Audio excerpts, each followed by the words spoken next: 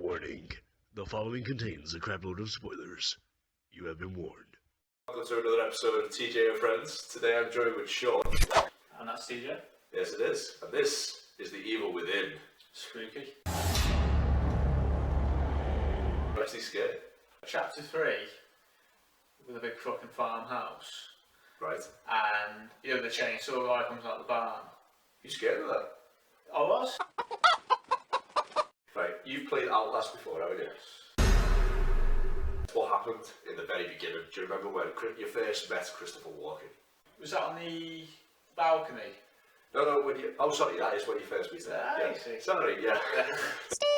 The second time you meet him is when you hide in the locker and he boots down the door.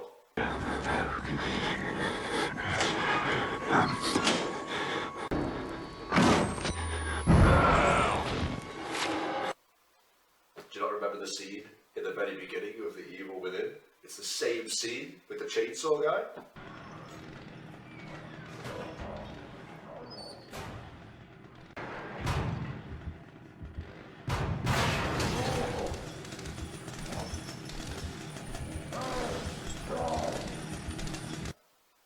I didn't catch on to that. I can kind of see where you're going with the Outlast comparisons. Yeah. I think it did veer more towards Resident Evil, which I personally was a fan of. I like the Resident Evils, but they did change from Resident Evil 4 onwards, Yeah. and that was where I thought Resident Evil's going downhill there. I did like Resident Evil 4 because it was Leon and it was new, but then Resident Evil 5 came out, so we all know what a pile of shite that was. Oh god. I think the new Resident Evils are veering into more survival action, and that's what kind of the Evil Within turned out to be. I was disappointed because there was so much hype in the trailers. The trailers looked amazing.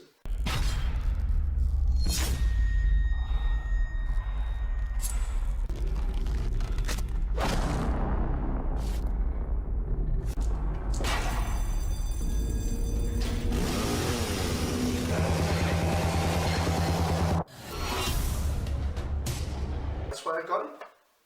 I hate that, you know, when the trailer looks better than the actual film or game. Very first time I played Outlast, what did I say to you? Literally, after 5 minutes of playing, there was that one scary bit where you open the door and it just screams, and there's a body that swings in your face.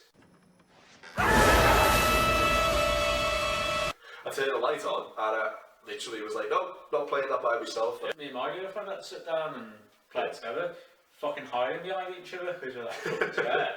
Never once felt that with Evil Within. Yeah. What has the front cover actually got to do with that? it? That never appears. That scene never appears. The only time actually you see barbed wire on someone's face is the very first kind of zombie that you see transform.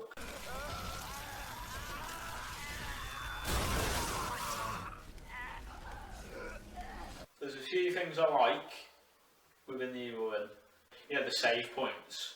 I really like the music, Claire de Lune, if anyone's wondering. I may be pronouncing it wrong.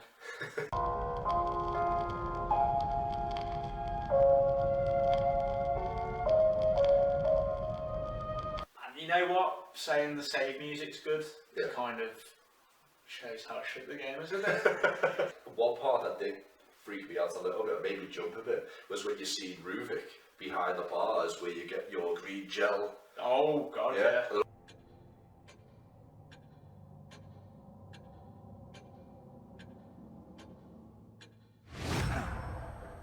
I shat myself at that point.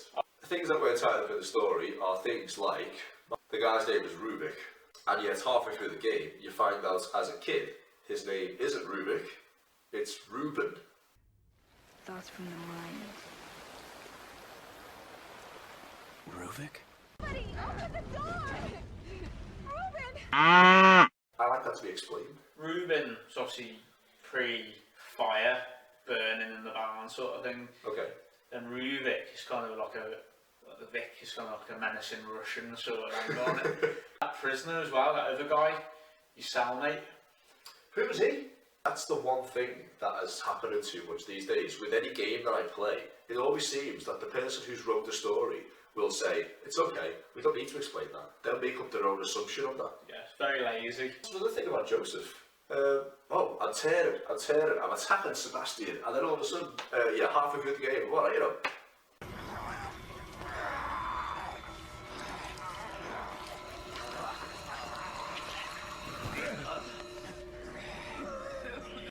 Are you all right?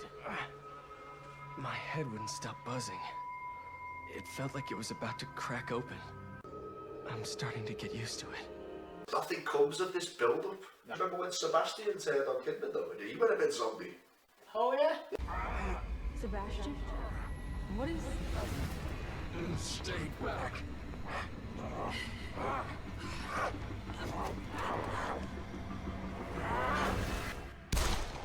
She locks him in that fucking room. Yeah, but she shoots him, and then oh, I think he just gets up like it was nothing. Oh, did you just shoot me?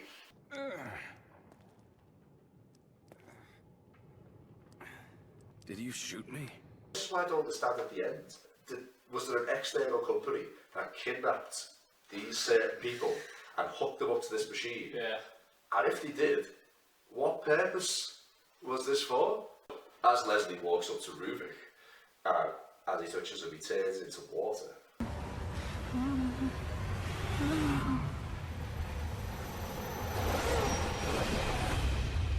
Leslie! He's becoming a part, like the sinking together. Yeah, that's what I thought it implied. Yeah. And that's why I think Ruvik is in Leslie's body at the end.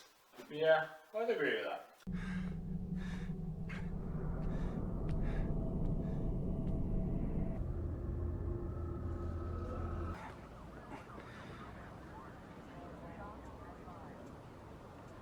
I don't know whether they've left it open for a sequel, like purposely. I think they have. I think they've confirmed it. What's going to be called The Evil Without. I've got like 70% I think of the trophies, and I just can't be bothered. Make it more interesting. This isn't even about the story anymore, this is more like the gameplay. It's so repetitive. This is what Resident Evil 4 introduced that I hate. Oh, there's a bridge. Oh, the bridge is up. Oh, I know, I'll tap X for half an hour.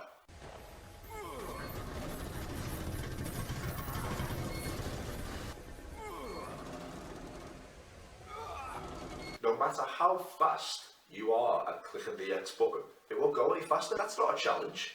I pride myself into how fast I can tap X. I do, because I vibrate my left arm. Saw that wrist action. Oh yeah, it is. Oh yeah. Yeah, a good story to be honest, right? If they'd have just changed one thing, if they'd have just said Ruvik had died, which is why he has these powers, right? So he's some kind of supernatural being.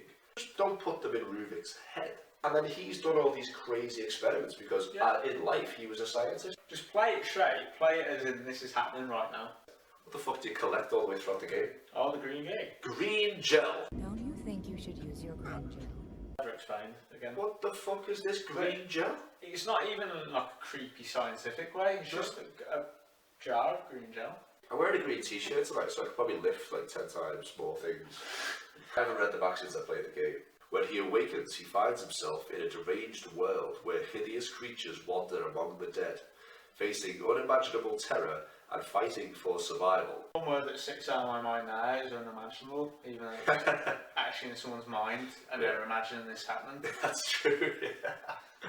Unimaginable terror that imagines everything. Exactly. That sums up the game for me.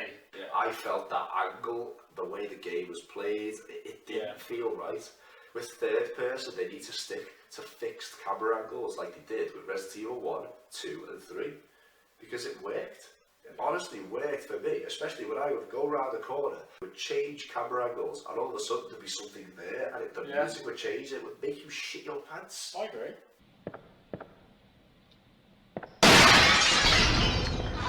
Shit! Puzzles. Because I remember the trailer going, we're returning to the world of kind of like Resident Evil, where the puzzles are actually really hard, and it's actually really good and psychological, and you'll actually have to sit there for 10 minutes and try and figure it all out.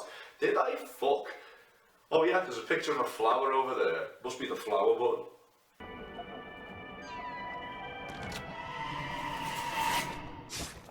Now that I've played that, I personally wouldn't buy it.